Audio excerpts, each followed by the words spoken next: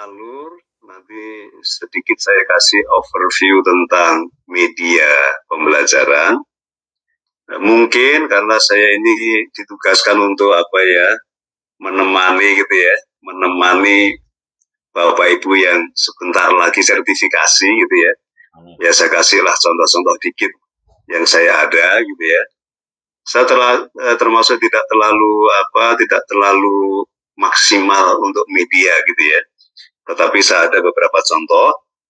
Kemudian nanti ketiga kita saling berbagi pengalaman tentang pertama mungkin persepsi kita tentang media, kedua apakah kita pernah atau media apa yang pernah kita kreasi terkait dengan tugas kita, peran kita di kelas gitu ya saat menyelenggarakan pembelajaran.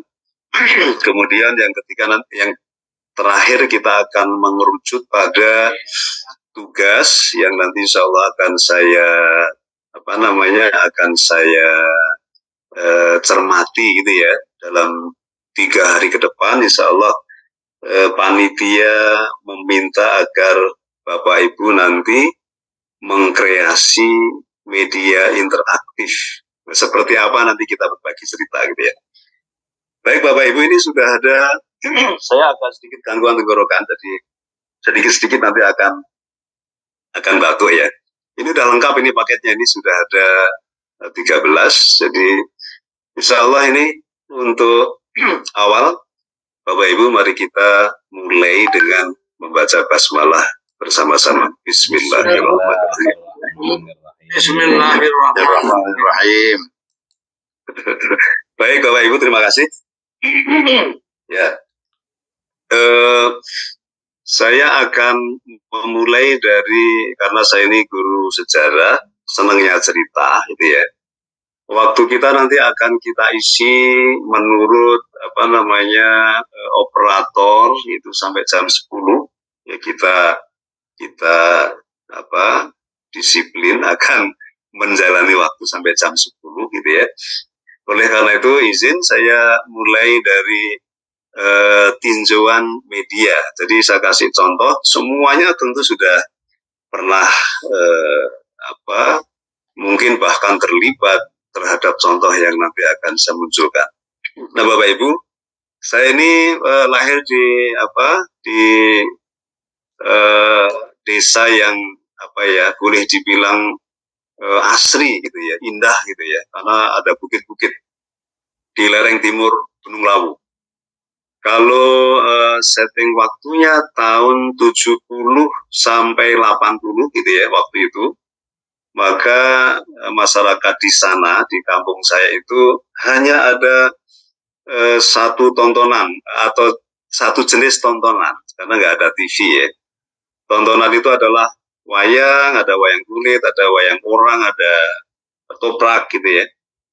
Setiap kali ada momentum pertunjukan gitu ya, momentum ada event-event pertunjukan, itu hampir seluruh warga kampung itu datang termasuk saya. Sehingga nanti yang Pak Sam mau garis bawahi adalah begini. Jadi saya membayangkan bahwa ada seorang guru agama, guru besar bidang agama gitu ya. Dari wayang saya ingat pada guru besar itu. Guru besar itu di kampung saya dikenal Ringgit itu berarti Sunan Giri Nganggit. Sunan Giri itu adalah tokohnya. Nganggit itu berarti proses aktif untuk membuat anggitan. Anggitan itu kalau hari ini berarti kreativitas. Jadi ringgit itu adalah satu kata untuk mengantarkan pada peristiwa. Peristiwa itu adalah seorang yang sedang berkreasi menciptakan satu media yang wujudnya adalah wayang gitu ya. Nah ringgit itu istilah lainnya nanti wayang, dan wayang itu menurut tuturan para guru kami waktu kecil di kampung, kalau di kampung itu menyebutnya adalah Kanjeng Sunan gitu ya, Kanjeng Sunan Kalijogo gitu ya. Jadi seorang guru agama yang legendaris di masyarakat Jawa, Sunan Kalijaga itu piawai dalam memainkan wayang. Tetapi yang saya maksudkan begini Bapak Ibu, saya termasuk yang kemudian dari situ lalu nanti masuk ke sekolah pendidikan guru, itu termasuk yang kesan hadirnya kreativitas yang setelah saya dewasa mengenal itu adalah media, ya. Media pendidikan agama Islam.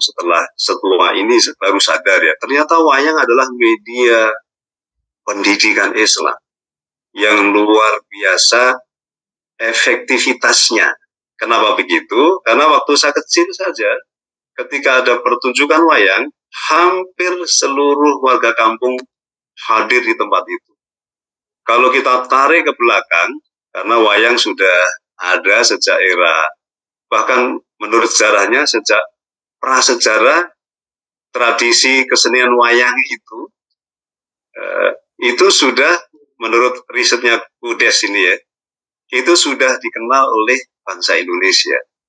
Kemudian ketika pengaruh Hindu-Buddha datang ke Indonesia, membawa epos Ramayana, epos Mahabharata, lalu dipertunjukkan meskipun sifatnya menurut historisnya itu masih di lingkaran istana, tetapi pertunjukan wayang, dalam arti wayang sebelum wayang anggitannya atau kreativitas para wali, itu hanya di selembar kain saja, lalu ada gambar. Dari gambar itulah sifatnya statis, sehingga seorang dalang bercerita, jadi auditif sifatnya, karena gambarnya cuma gambar statis yang dibeberkan, maka dulu namanya wayang beber gitu ya, sebelum ada sentuhan kreativitas. Tetapi pada era Islam, wayang itu nanti pakemnya berubah, tokohnya sama, kisahnya tentu berubah. Kemudian yang menjadi nilai inti yang disampaikan berubah. Jadi ada sesuatu yang dikreasi. Kreasi itu tentu terutama yang diubah adalah pesan intinya. Jadi saya takjub, terus terang saja, dari kegemaran nonton wayang, kemudian saya punya imajinasi yang hari ini kira-kira ada sedikit sedikit saya wujudkan lah, kira-kira begitu. Nah, kembali ke tontonan itu, waktu saya kecil itu di kampung saya masih ada 3 dusun yang beragama Buddha. Mungkin Bapak Ibu agak kurang percaya barangkali, ya. Kalau saya hari ini kembali ke kampung dengan jalan lebih jauh sampai ke 50 kilo ke selatan, dari Ngawi ke Magetan, ke Ponorogo, sampai hari ini masih ada kampung-kampung yang beragama Buddha dan Hindu, tetapi etniknya asli Jawa. Berarti belum tersentuh secara efektif pendidikan Islam oleh siapapun pelakunya, gitu ya. Artinya belum tersentuh secara efektif, gitu ya. Sentuhan sudah, tapi efektifnya belum. Kembali pada wayang. Wayang itu waktu saya kecil, ketika sunatan, kemudian pernikahan, itu biasanya keluarga Muslim memesan, kisahnya judulnya adalah Jamus Kalimosodo, ini dalam bahasa Jawa, ya. Artinya kalau ditarik ke bahasa lebih gampang itu jimat Kalimosodo. Jimat itu dimaknai sesuatu yang inti, yaitu kalimat syahadat. Bapak Ibu bisa bayangkan, ya, wayang di mana penokohannya masih mengambil dari epos, apakah itu Ramayana atau Mahabharata. Kemudian alur ceritanya dan inti ceritanya, kalau dalam bahasanya Ki Hajar, konsentrisnya, gitu ya. Pusat circle-nya itu diisi di mana tokoh Pandawa yang dipimpin oleh Puntadewa tidak pernah terkalahkan dalam pakem kisah Jamus Kalimosodo itu. Kenapa? Karena memiliki satu pegangan, yaitu kalimat syahadat. Dari kisah begitu, orang-orang tua di kampung yang pintar mendalang itu lalu semakin memukau, sehingga masyarakat kampung yang tadinya 3 kampung itu beragama Buddha, hari ini Bapak Ibu, saya pulang kampung hari ini seluruhnya sudah Muslim. Jadi sudah lewat berapa puluh tahun ya, dari 80, 90, 2010, 2023 sekarang, itu semuanya sudah Muslim. Sudah ada TPA dan bahkan sudah ada yang menghafal Quran. Jadi progresnya luar biasa. Jadi ini menurut saya ini satu amatan ya, satu pengamatan terhadap realita bahwa ternyata jauh ratusan tahun yang lalu tokoh-tokoh penyebar agama yang luar biasa legendaris bisa mengkreasi pertunjukan kesenian yang disebut wayang, diubah pesannya, media itu diubah, wayang menjadi media, itu media pendidikan agama Islam, gitu ya. Jadi ini saya kira satu contoh yang sangat menarik, gitu ya. Oleh karena itu Bapak Ibu, secara teori memang di dalam proses pembelajaran ya, kita kan kalau di kampus inti belajar kan interaksi ya, bahwa pembelajaran adalah interaksi. Dalam interaksi, karena kalau teori komunikasi kan ada pesan, ada komunikator gitu ya, ada komunikan, tentu perlu ada medianya, ya, ada salurannya, ada penghubungnya gitu ya. Jadi kita berpikir, betulkah selama ini kita sudah memikirkan bahwa apa yang kita siapkan secara pedagogi materi subjek gitu ya, kita udah siapkan sematang mungkin, semaksimal mungkin. Apakah kita juga memiliki pikiran lapis bahwa yang kita siapkan itu akan efektif sampai kepada peserta didik, pada mahasiswa? Kalau kita pakai cara pandang filsafat konstruktivisme, apakah betul kita telah memberikan lingkungan sehingga peserta didik itu bisa aktif mengkonstruk pengetahuan yang nanti menjadi miliknya. Jadi ini tentu agak teoritis gitu ya. Nah, Bapak Ibu, oleh karena itu kebanyakan tokoh pendidikan ya, kebanyakan ahli pendidikan setuju belaka bahwa media adalah poin penting dalam proses pembelajaran gitu ya. Media adalah hal yang ya kalau dalam bahasa Pak Wawan yang filsafat itu sesuatu yang memang niscaya ada gitu ya. Sebuah keniscayaan bahwa media itu kita hadirkan gitu ya dalam proses pembelajaran. Nah, Bapak Ibu, oleh karena itu saya akan kasih contoh ya. Saya belum serius ini mencoba membuat YouTube, jadi masih bukan main-main sih, tapi masih asal bikin gitu ya, tidak dikonsep. Jadi saya tidak pede terus terang saja kalau menunjukkan YouTube, tapi karena ini kewajiban menunjukkan ya saya akan tunjukkan. Jadi saya selama mengajar Bapak Ibu berusaha menjadikan cerita sebagai media, karena kebetulan saya akan ngajari sejarah. Cerita itu salah satunya saya kemas dalam bentuk novel. Jadi saya sudah menerbitkan beberapa novel dan rencananya akan berseri gitu ya, beberapa novel. Tapi novel ini terlalu istimewa. Kenapa istimewa? Karena ditulis sendiri, diedit sendiri gitu ya, diterbitkan sendiri, mungkin dibaca sendiri gitu ya, dibeli sendiri. Jadi agak ini anggap aja ini istimewa. Kenapa? Semuanya sendiri gitu ya. Saya mulai baca. Tapi nanti kalau Pak Wawan baca nanti minimal udah berdoa nih. Nah, nanti saya tunjukkan Boleh Pak, belinya di mana Pak? Novel ini kebetulan saya kreasi, kenapa? Karena saya mengampu mata kuliah sejarah lokal.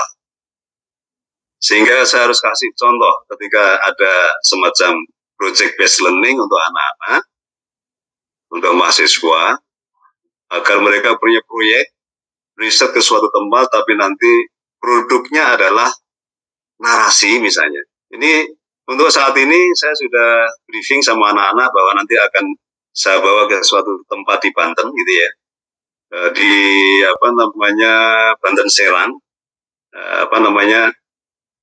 saya akan bawa ke beberapa tempat, ada 2 tim, nanti insya Allah saya akan lakukan mini riset sama anak-anak. Itu saya kasih contoh sehingga nanti ada produknya. Tapi sebelum sana kan saya kasih contoh itu ya, contohnya novel. Nanti insya Allah saya tunjukkan covernya. Kalau cover saya nggak terlalu malu, tapi kalau isi mungkin mulai nggak pede kira-kira. Kemudian selain itu Pak, karena mahasiswa kita, anak-anak IPS beberapa sudah ada yang jadi YouTuber. Sebagian di IPS sudah ada 2 yang menjadi novelis, seorang di antaranya sudah dipublikasi oleh Gramedia, jadi sudah cukup punya nama ya. Cuman genre-nya agak berbeda, sangat pop gitu ya. Jadi budaya pop gitu ya, bahkan Korean pop yang diangkat gitu ya. Yang satu ini baru lulus kemarin, itu sudah nulis beberapa novel, jadi ya alhamdulillah beberapa mahasiswa itu ketika dikasih semacam stimulan gitu ya, ada sebagian yang kemudian semangat. Setelah semangat ternyata produktivitasnya malah mengalahkan dosennya kira-kira gitu ya. Jadi bolehlah kita bilang itu keberhasilan gitu ya. Nah Bapak Ibu, dengan begitu saya ulang lagi bahwa media kita hadirkan, kita kreasi dulu, kita hadirkan untuk alasan bahwa ternyata bahan ajar yang kita siapkan itu boleh jadi akan efektif sampai ya, akan sampai ke peserta didik, lalu mereka bisa mengkonstruksi pengetahuannya untuk dirinya gitu ya. Boleh jadi begitu karena saya membuktikan beberapa hal. Nah, Bapak Ibu, saya akan tunjukkan ya YouTube. Saya punya 2 channel Pak. Ini channel yang ini adalah channel yang baru 1 saja kontennya. Setelah itu nggak muncul lagi gitu ya.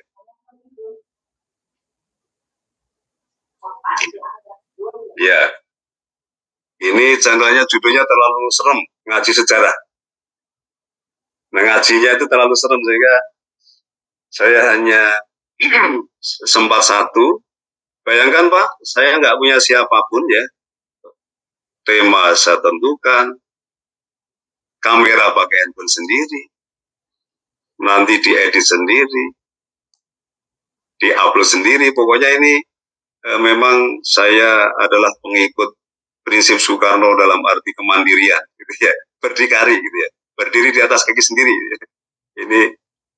Nah ini contoh ini terlalu sepele. Nanti saya ingin dengar Bapak Ibu punya pengalaman contoh yang jauh lebih menakjubkan. Jadi, nah, kita lihat contoh.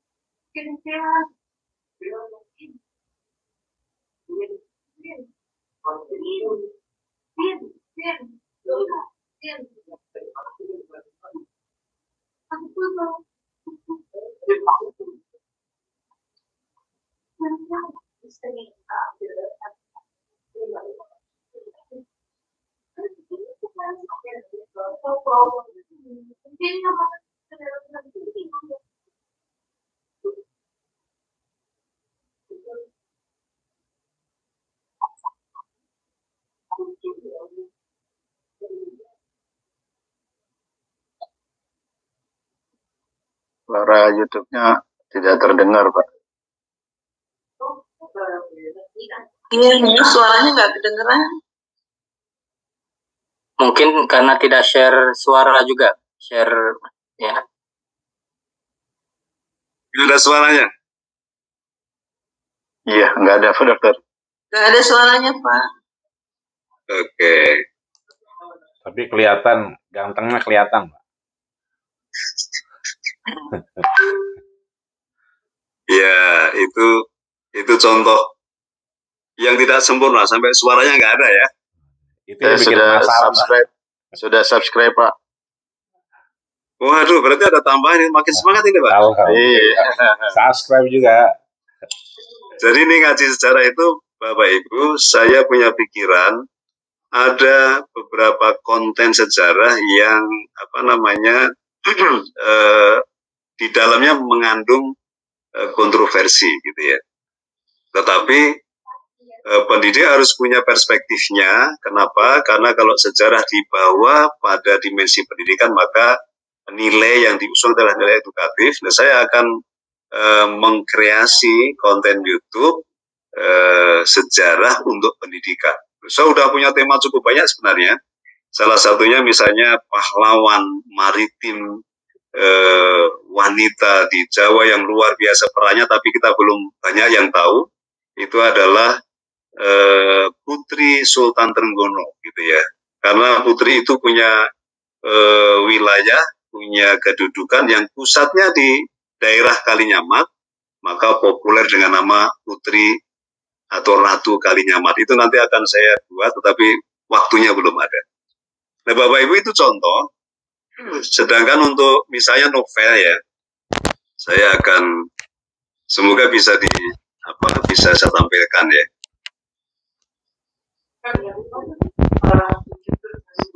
Ya, ini beberapa hal yang terkait dengan media saya integrasikan dengan sumber belajar. Nah, Bapak Ibu, seperti apakah sebenarnya kaitan antara media dan sumber belajar? Saya sendiri kadang-kadang nggak bisa membedakan. Kenapa? Karena kalau kita membayangkan wayang itu adalah medianya, tetapi kalau wayang itu telah berisi konten yang kita maksudkan untuk keperluan pendidikan, maka wayang sebagai media dan sebagai sumber telah menjadi satu, gitu ya.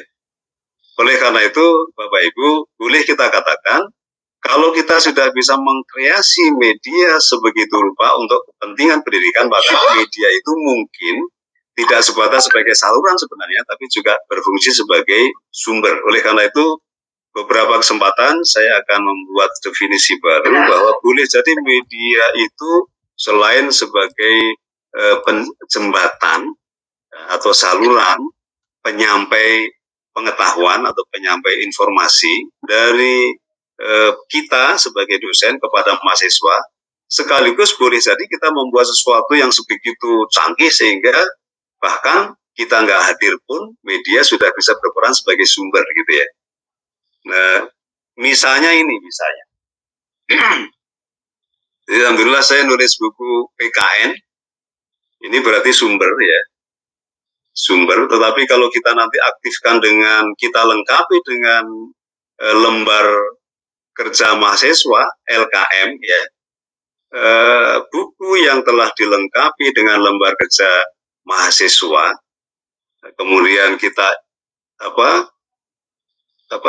kita share, lalu kita tambah beberapa konten, melalui media, misalnya apakah Google Classroom misalnya, atau lainnya, maka antara sumber dan media sudah menjadi satu sebenarnya, gitu ya.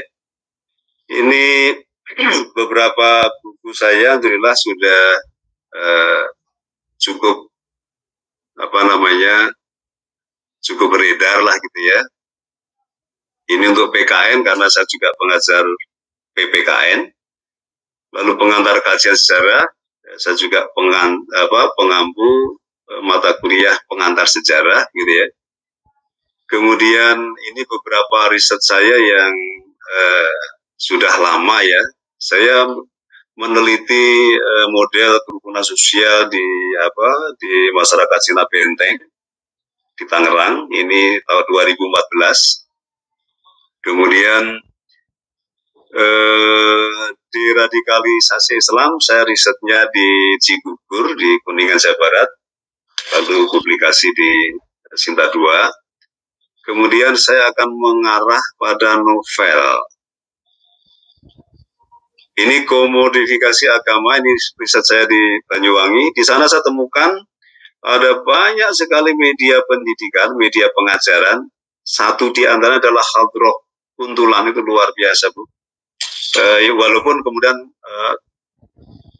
terjadi fenomena komodifikasi karena sudah dihadirkan untuk pertunjukan, untuk menjadi daya tarik sehingga mendukung industri pariwisata, tetapi konten-kontennya masih ada, konten-konten keislamannya masih cukup kuat gitu ya. Tetapi memang belakangan terjadi gejala komodifikasi gitu ya. Ini saya risetnya udah cukup lama juga. Kemudian saya akan bawa ke bawah. Kalau yang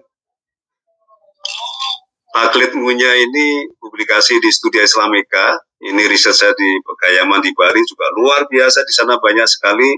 Salah satu media yang saya concern tapi belum sempat tulis adalah Burdah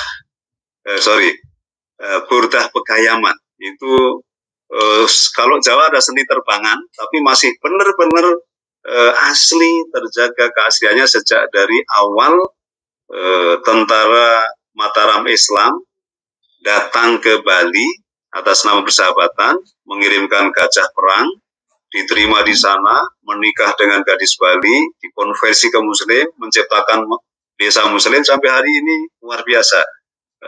Kultur keislamannya sangat kuat. Kemudian untuk yang novel,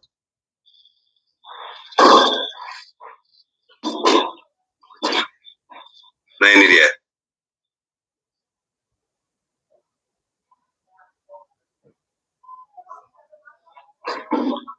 Izin Pak, novelnya saya share di grup. Sudah 2. Ternyata malah saya nggak bisa buka. Jadi intinya begini Pak, intinya untuk yang novel, jadi saya riset pribadi Pak, riset ini terdorong karena saya mengajar gitu ya. Karena saya mengajar, yang saya ajarkan adalah sejarah Indonesia. Sejarah Indonesia itu berarti sejarah yang ditulis menurut prinsip historiografi nasional, gitu ya. Jadi pakai pendekatan nasional sentris. Ini berbeda betul dengan sejarah di era kolonial yang menggunakan pendekatan kolonial sentris atau Eropa sentris. Berbeda pula dengan sejarah yang ditulis pada era sebelumnya, sebelum era kolonial, yaitu era yang kita kenal dengan era tradisional, gitu ya. Era Hindu, era Kesultanan Islam itu kita kenal hari ini, kita istilahkan dengan pendekatan tradisional, gitu ya. Historiografi tradisional itu berbeda karakteristiknya. Nah, karena kali ini dosen sejarah tentu saja mengacu kepada prinsip historiografi nasional. Jadi perspektifnya adalah nasional. Maka salah satu yang saya risau adalah kali ini kan belum terlalu clear ya, dua kutub ideologi sebenarnya. Menurut saya sebagai pengamat sejarah yang kebetulan lahir di Ngawi, dekat Magetan, dekat Madiun, dan dekat daerah lain yang dulunya menjadi basis PKI gitu ya. Saya melihat karena masih ada kebelum tuntasan bagaimana kita menjadi sosok yang moderat antara sisi kiri dan kanan. Masih banyak yang terlalu ekstrem tertarik ke kiri dan ke kanan, itu versi saya ya. Maka saya lakukan mini riset ini. Tapi lama, riset ini lama walaupun pulang kampung riset itu. Oleh karena itu saya menemukan satu model di mana keluarga ex komunis yang mayoritas pada zamannya itu maksudnya tahun 48 sampai 65 itu mayoritas adalah komunis, dengan kelompok muslim yang minoritas. Kenapa minoritas? Karena di desa paling hanya ada 2, 3, 4 sampai 5 keluarga saja. Karena lainnya adalah komunis gitu ya. Tetapi pada tahun 65 ketika mencapai puncak dari konflik yang berdarah. Kalau di orang Ngawi, Madiun tahu betul seperti apakah konflik berdarah itu gitu ya. Dan situsnya hari ini masih komplit gitu ya. Tetapi kemudian seiring waktu gitu ya, 66, 67, 68, 69, 70, 80, saya lahir tahun 70, mendengar cerita itu, diajak ziarah kemana, pokoknya mendapatlah cerita itu. Ketemulah keluarga yang dulunya pentolan komunis, ketemulah keluarga yang dulunya korban komunis, ketemulah dan seterusnya. Dari dialog itu saya amati kemudian ternyata secara sosio-kultural dan nanti berjalan dalam perspektif historis, lambat laun mereka sudah rekonsiliasi dan itu nyata gitu ya.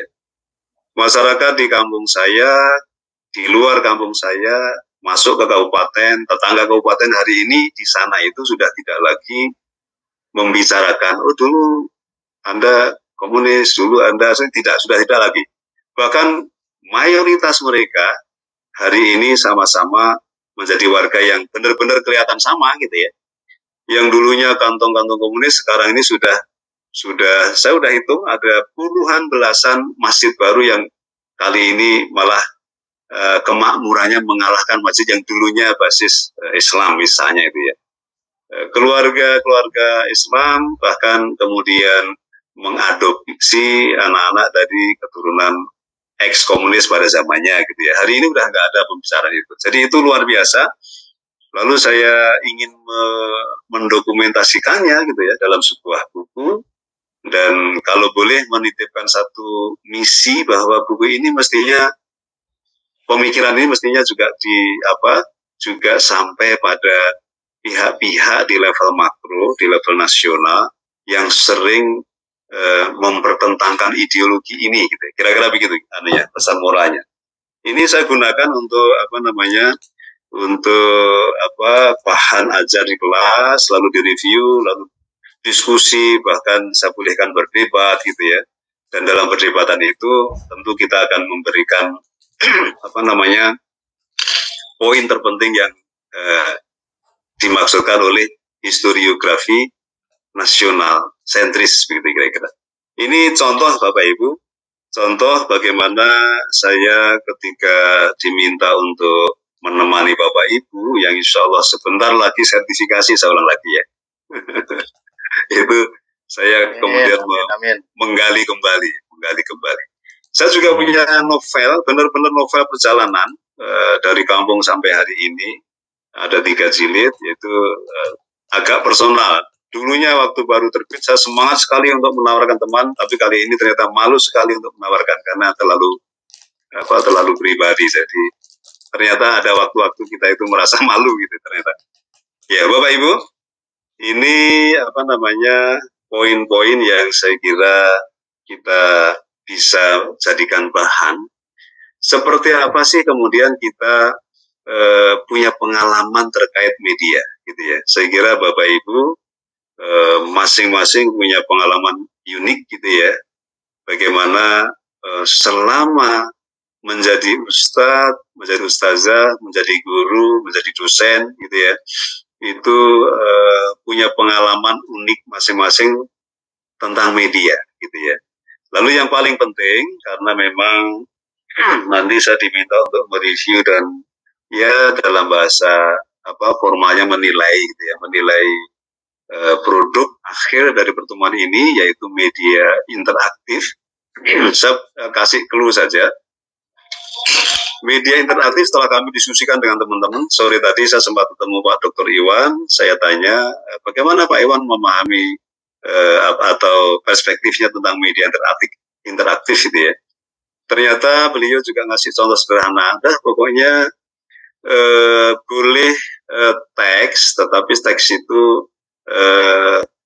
saya perbaiki redaksinya. Teks itu mengandung stimulus, di dalam stimulus itu mengandung stem.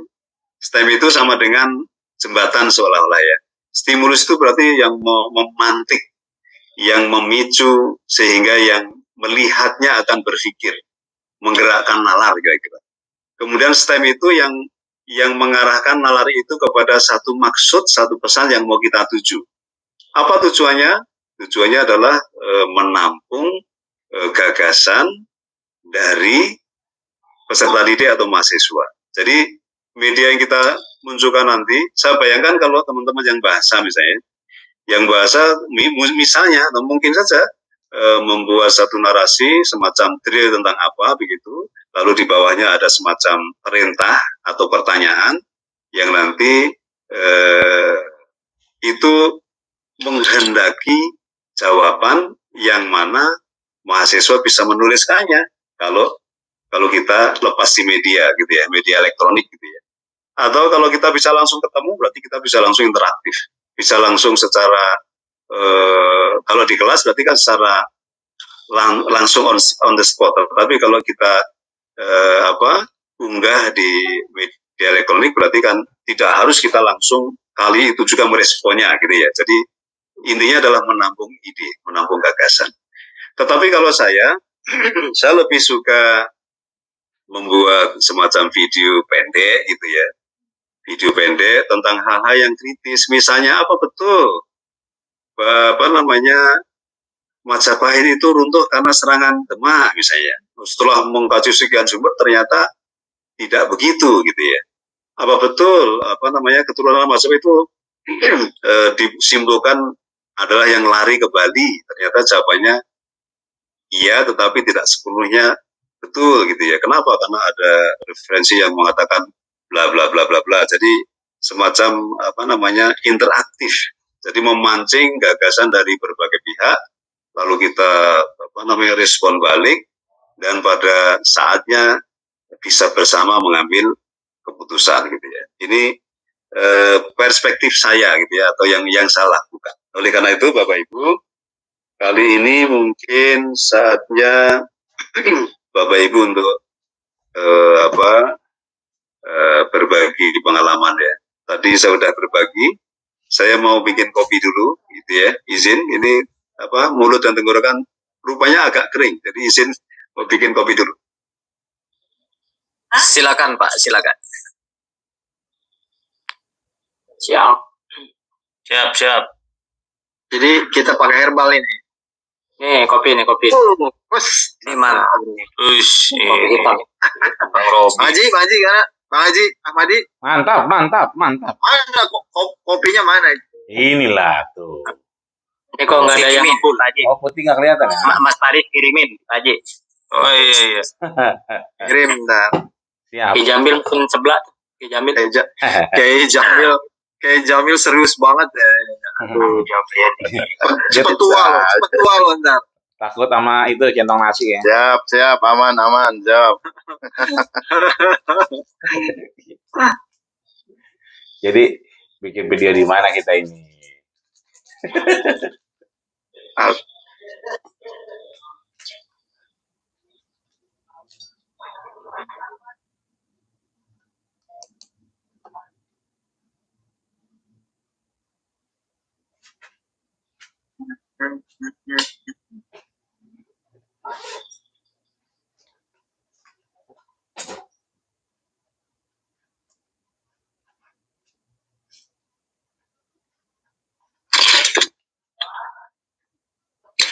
Halo, teman-teman yang bisa ditangkap apa ya?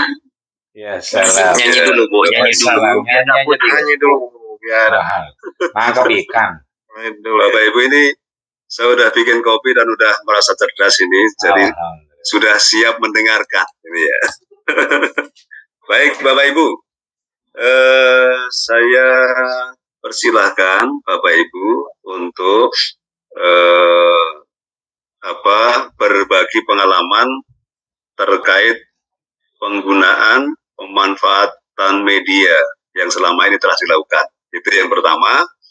Terus nanti kalau perlu kira-kira terkait dengan tugas yang kali ini memang diminta oleh sistem gitu ya, yaitu memproduk media interaktif, kira-kira apa yang bakalan Bapak Ibu buat gitu ya, sehingga insya Allah dalam 3 hari kita sudah punya kepastian mau membuat apa. Nanti kita akan review bersama-sama.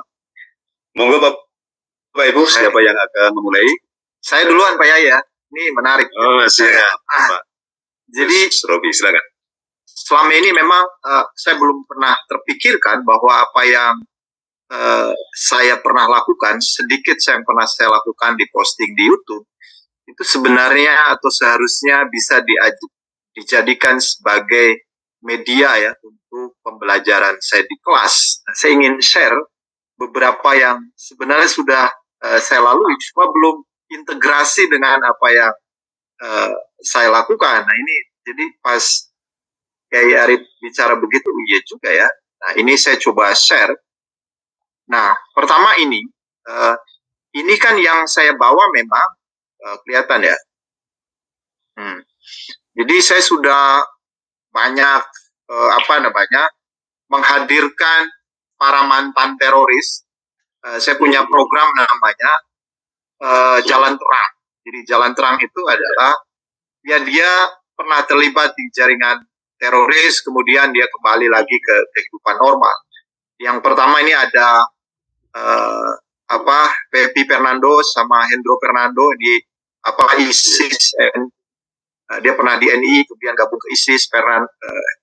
Hendro juga begitu. Kemudian ada Sofyan Sauri dan lain-lain ya yang saya ini kan. Nah ini sebenarnya kan harusnya bisa gitu loh, karena saya ada beberapa yang meskipun sebenarnya lebih kepada best practice ya. Jadi bagaimana sih dia bisa keluar dari jaringan teroris. Nah kemudian ada sebenarnya yang sangat terkait banget. Saya pernah juga menampilkan, tetapi sebenarnya tidak sengaja. Ini ada materi saya, tapi sebenarnya ini pada akhirnya dipakai oleh pendukungnya Pak Ganjar ya, karena saya mengkritik Prabowo. Tapi sebenarnya bukan itu yang saya ingin lakukan. Jadi saya ingin mengatakan sebenarnya bahwa Kementerian Pertahanan selama ini sangat kan ini masih generasi milenial, jadi sangat produktif. Saya udah masuk generasi yang kata Pak Ahmad ini kolonial. Baik, terima kasih Pak Robi. Monggo berkenan siapa yang akan menyampaikan pengalaman berikutnya. Boleh Pak Dr. Arif. Pak Ahmadin ya? Ya, siap. Ya, silakan Pak Ahmadin. Ya, bismillah, walhamdulillah, salatu wassalamu. Saya coba screen.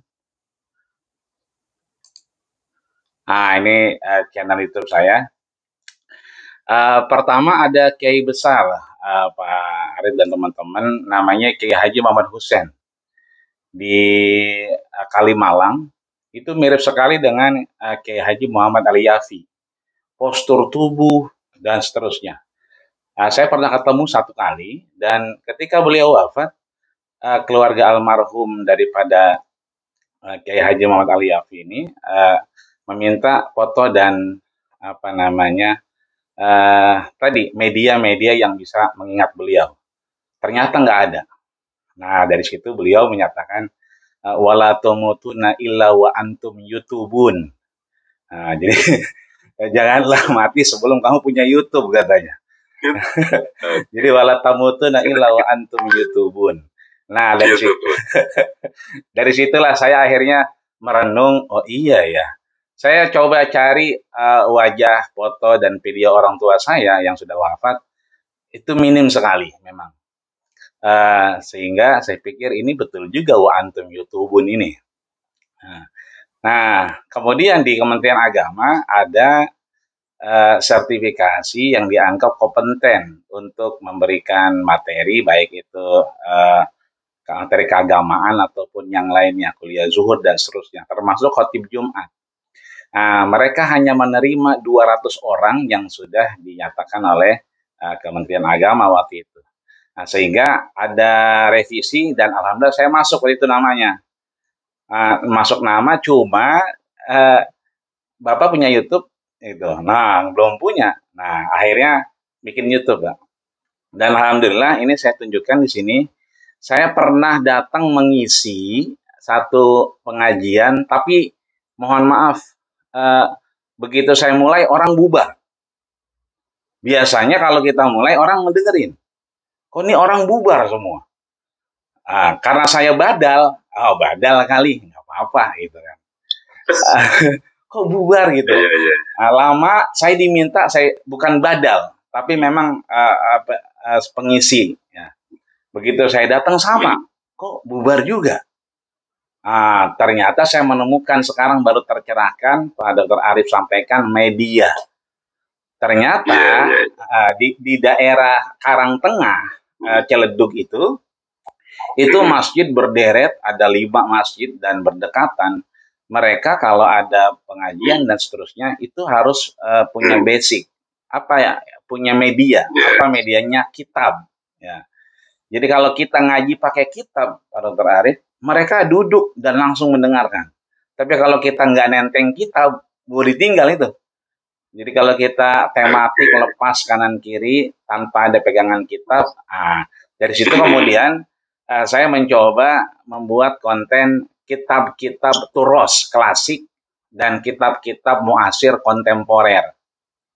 Katakan di sini misalnya saya coba kitab Riyadhus Shalihin yang menulis adalah Al-Imam Al-Hafiz Abu Zakaria Yahya bin Syaraf An-Nawawi. Nah, karena saya mungkin tadi juga tercerahkan dengan apa yang disampaikan Dr. Arif bahwa ada integrasi ya dengan mata kuliah kita. Di sini memang belum terlalu kelihatan, tapi saya sudah coba memunculkan istilah-istilah seperti istilah jihad. Itu bukan tidak dengan pedang, tapi dengan pemikiran, dengan tangan dan seterusnya. Hanya saja memang tidak begitu dalam. Saya ke depan mungkin mencoba mendalami itu sehingga ada integrasi dari apa yang kita ajarkan dengan bahasa Arab yang baik dan benar dengan bahasa kitab yang disampaikan.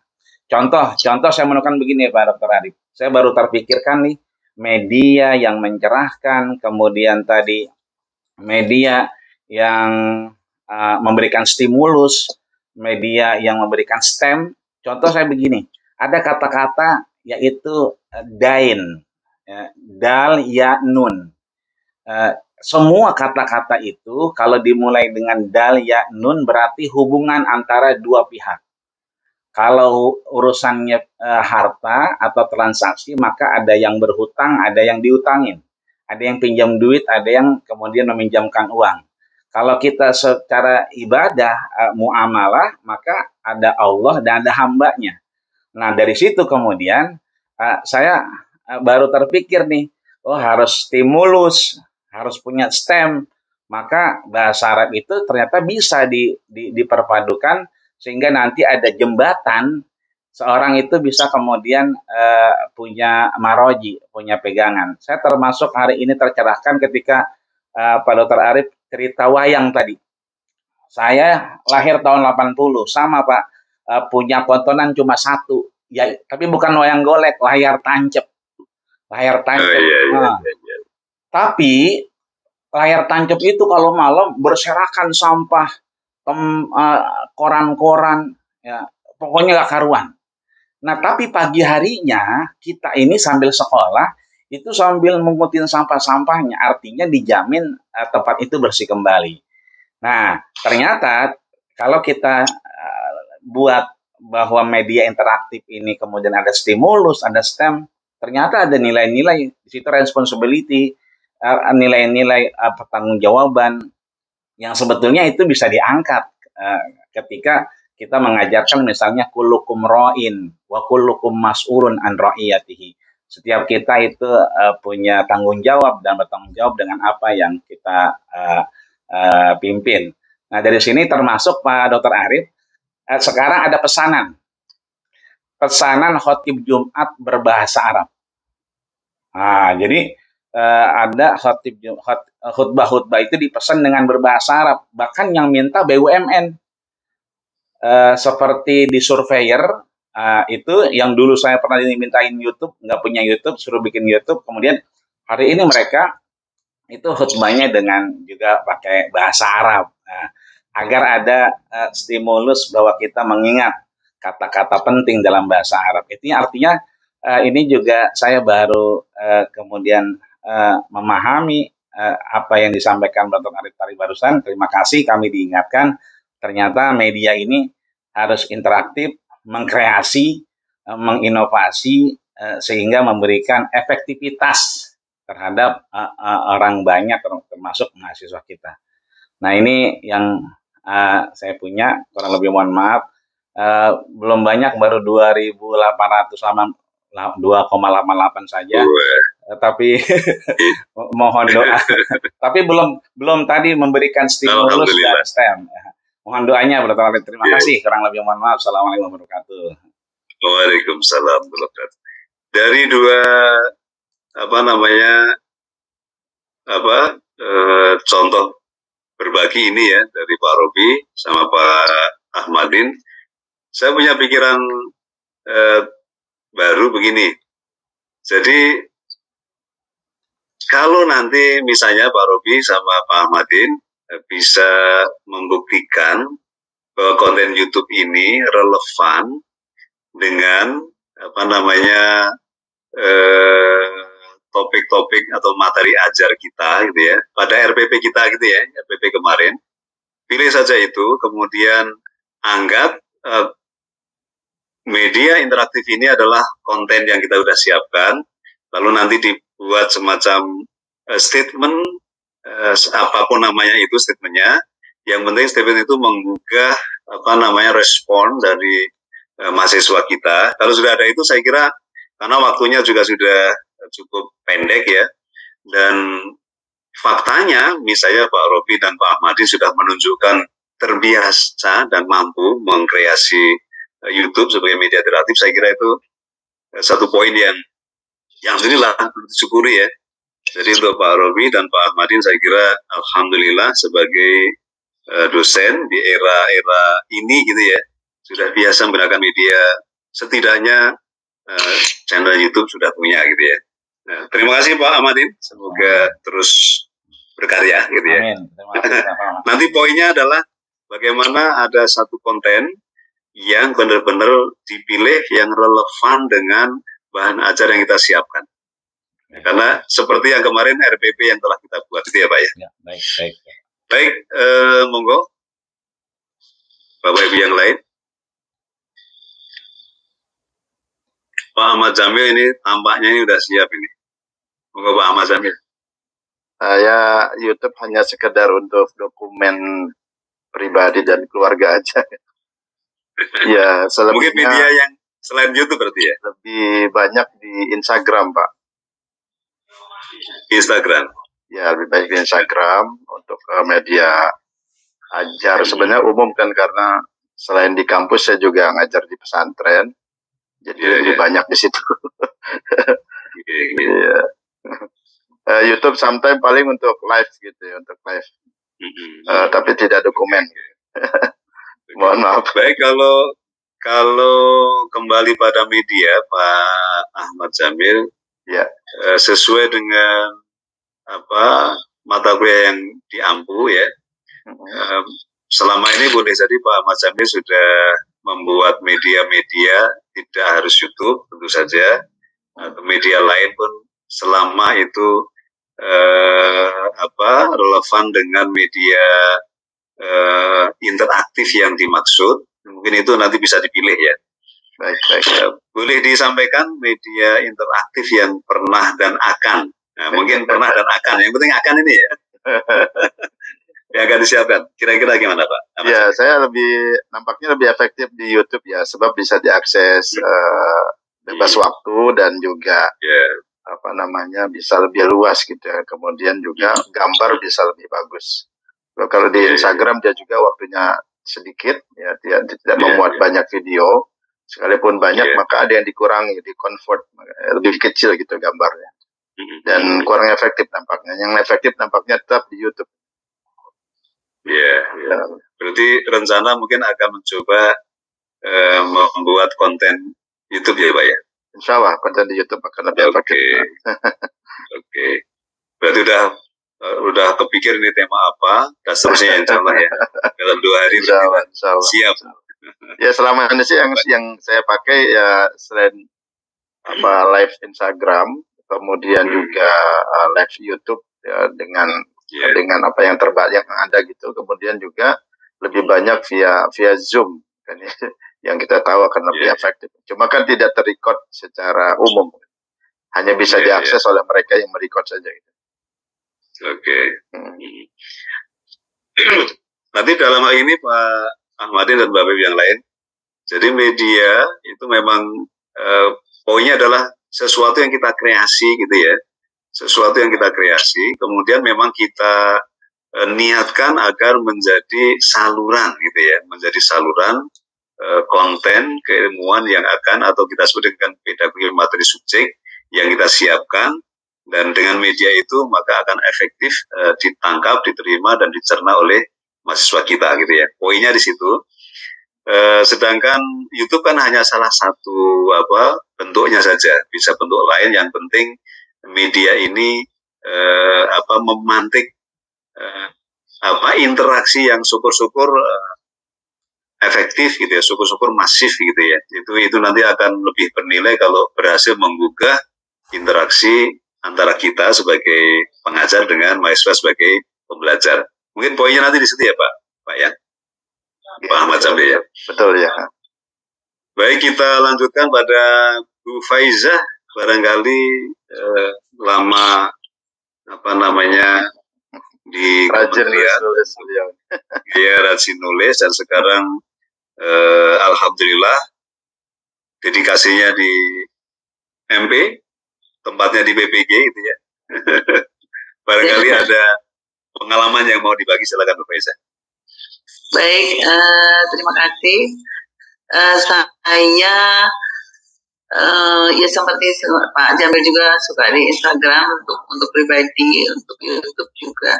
Temuan saya kalau mengajar MP ini belum membuat satu media yang waktu sebelum ini saya kan masuk UIN baru 2020 Pak. Kembali masuk karena S3-nya MP maka diletakkan di MP di PPG. Sebelumnya waktu saya mengajar matematika, saya basicnya matematika, itu saya sering buat video interaktif itu saya ambil itu dari YouTube, itu untuk utamanya untuk pelajaran dimensi 3 Pak. Ini mah langsung ke materinya. Dimensi 3 itu kan kita bisa melihat dari seluruh aspek kalau dengan video. Kalau dengan gambar itu kan materi ruangan R3-nya itu kan nggak kelihatan. Tapi kalau dengan video itu sekali gambarnya. Kemudian begitu kita pada masuk kepada bagian irisan bidang, irisan titik potong dan sebagainya itu kelihatan jelas. Maka itu saya menggunakan video gitu. Dan itu juga saya ambilnya itu. Saya sebetulnya masih belum nangkep ini yang bagaimana yang bisa memantik mahasiswa untuk berpikir mancing untuk berpikir maju yang bagaimana saya juga belum ketangkep gitu. Kalau misalnya media interaktif saya yang pernah saya lakukan itu aja waktu ngajar matematika, saya gunakan pas dimensi 3 itu menggunakan karena bangun ruangnya kelihatan itu kalau pakai video. Itu media interaktif atau media yang menggunakan video. Tapi yang untuk manajemen saya kemarin mengajukan RPSM manajemen pendidikan. Nanti akan saya carikan, saya kayaknya juga udah ketemu Pak. Nanti saya akan akhirnya saya udah paham juga. Oke, saya paham. Nanti akan saya carikan di YouTube juga deh, dari YouTube aja saya ambil yang cocok dengan materi manajemen pendidikan. Cuma sementara ini saya belum ada yang bisa saya tampilkan gitu Pak.